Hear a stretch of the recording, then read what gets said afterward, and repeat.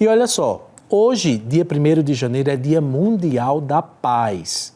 Em sua mensagem para este dia, o Papa Francisco nos chama a atenção e propõe para nós um tema, né? Ele propõe o perdão das dívidas como um caminho para a paz global. O Santo Padre convida a todos, independentemente de sua posição social, a desarmar o coração e fortalecer um ciclo de reconciliação entre indivíduos e países. O tema escolhido é: perdoa-nos as nossas ofensas, concede-nos a tua paz. O Papa ainda relaciona a mensagem com o Jubileu da Esperança neste ano de 2025, enfatizando a importância de restaurar relações corretas com Deus, com os outros e com a criação. Além de remir dívidas e proporcionar o repouso da terra, mas como nós podemos contribuir hoje para uma paz duradoura? Afinal, a esperança em um mundo de paz? O Daniel Saider, que é secretário da Comissão Brasileira de Justiça e Paz, fala comigo agora e vai nos ajudar a refletir sobre esse tema tão importante nesse dia 1º de janeiro. Olá, meu irmão, bom dia. Bom dia, alegria estar com vocês nesse dia tão especial.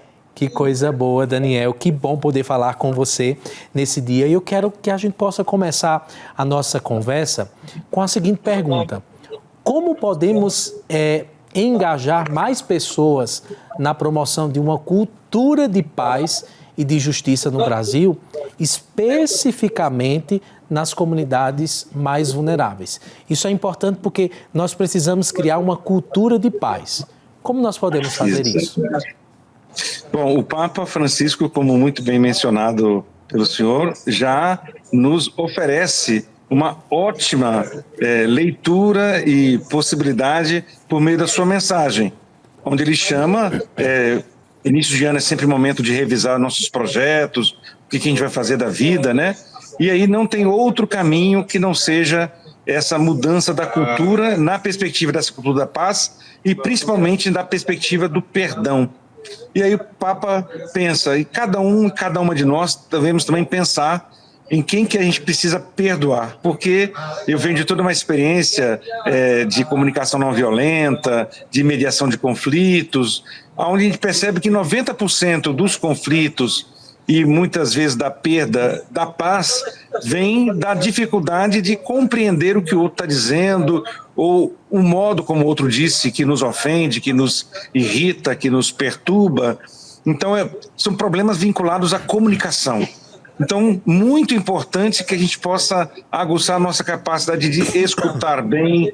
Se a gente não consegue conversar diretamente, que a gente procure um outro para intermediar esse diálogo, essa conversa, e a partir daí a gente busca, então, quais são os caminhos para uma paz duradoura. Que uma paz duradoura é aquela que atende às necessidades legítimas de cada uma das partes que estão em conflito. Então, daí a importância disso que o Papa nos apresenta, então, da perspectiva do perdão. O perdão é bom para quem é, principalmente, perdoado. É muito importante. Não só para quem é perdoado, mas para quem perdoa, porque isso cria uma liberação.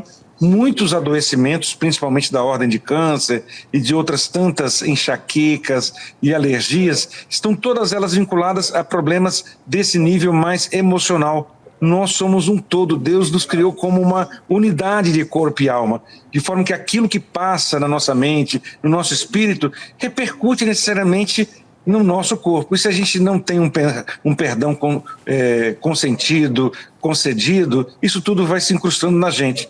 Mas não devemos fazer isso apenas como pessoa, mas também como família, como comunidade, como igreja. Eu queria fazer uma pergunta para você. Quais as principais iniciativas, atuais da Comissão Brasileira de Justiça e Paz para promover a justiça social no Brasil? Então, uma das principais que nós sempre nos utilizamos é de fazer com que nós tenhamos a reflexão sobre a realidade atual e qual é o nosso papel, principalmente no campo das comunicações e aqui nós utilizamos muito, estamos nesse momento utilizando dessa maravilhosa tecnologia de comunicação, só que temos grupos organizados e que inclusive inclui até pessoas católicas, pessoas cristãs, que têm disseminado mentiras, as famosas fake news, né? E a gente tem trabalhado então para que nós possamos ter um enfrentamento legal dessas situações, proibindo, reduzindo essa incidência, mas também pedindo que aqueles que fazem isso e que promovem até morte de pessoas sejam responsabilizados, né?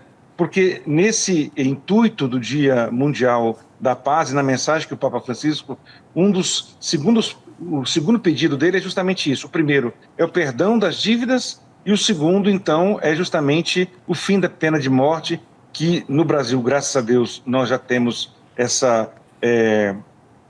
esse princípio colocado na nossa Constituição brasileira, mas muitos países do mundo ainda têm a previsão da pena de morte. Isso é um completo absurdo, chegando aí já nesse 1/4 do 21º milênio, né, depois de Cristo. E nessa perspectiva, então, entra esse trabalho muito importante, que é o enfrentamento das desigualdades sociais, quando o Papa propõe que um percentual do orçamento para armamento seja investido para enfrentar situações de fome e de miséria que ainda existem. Então, nesse campo, nós temos nos dedicado à formação de conselheiros e conselheiras em políticas públicas. Justamente, eu participo, inclusive, pelas pastorais sociais da CNBB, do Conselho Nacional de Economia Solidária, ou seja, buscar meios e modos de um novo tipo de economia, onde as pessoas não sejam excluídas, elas sejam estimuladas a poderem fazer aquilo que conseguem fazer com qualidade, criando redes de comercialização. Quantas coisas nós podemos fazer para que nós possamos ter efetivamente a superação. E, ao mesmo tempo, fortalecer para que o orçamento público seja destinado para as políticas públicas. Hoje nós temos quase a metade do nosso orçamento que vai para os cofres dos bancos, né, daqueles que ganham dinheiro, colocando dinheiro no banco, e isso é muito ruim, são chamados rentistas, né? Então nós temos muitas mudanças importantes para serem feitas no nosso país, e a CBJP, então, junto sempre em diálogo com os bispos, com a CNBB, de vez em quando propõe, então, iniciativas populares de lei que visam enfrentar problemas estruturais na sociedade brasileira, para que nós possamos, então, ter vida e vida com dignidade. Atualmente, então, nós temos feito todo esse trabalho de formação de lideranças no ensino social da igreja, para que onde estivermos, né, enquanto cristãos leigos e leigas ou pessoas de boa vontade, nós tenhamos no nosso horizonte a possibilidade de fermentar com a luz do Evangelho, com as práticas e atitudes cristãs, né, os valores da fraternidade, da solidariedade, que são muito importantes. Numa sociedade, nós não podemos fazer com que o nosso vizinho não nos conheça.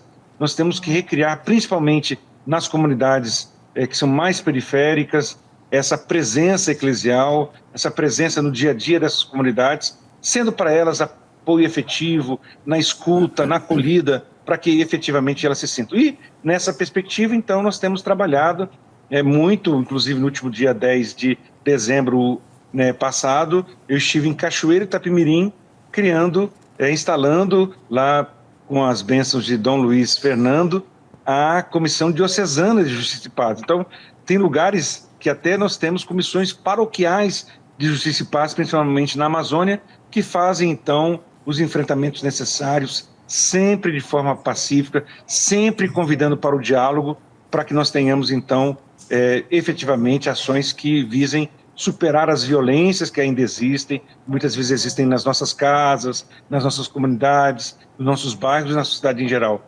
Nós nunca podemos nos sentir impotentes, porque a gente tem a esperança do Evangelho em nossos corações.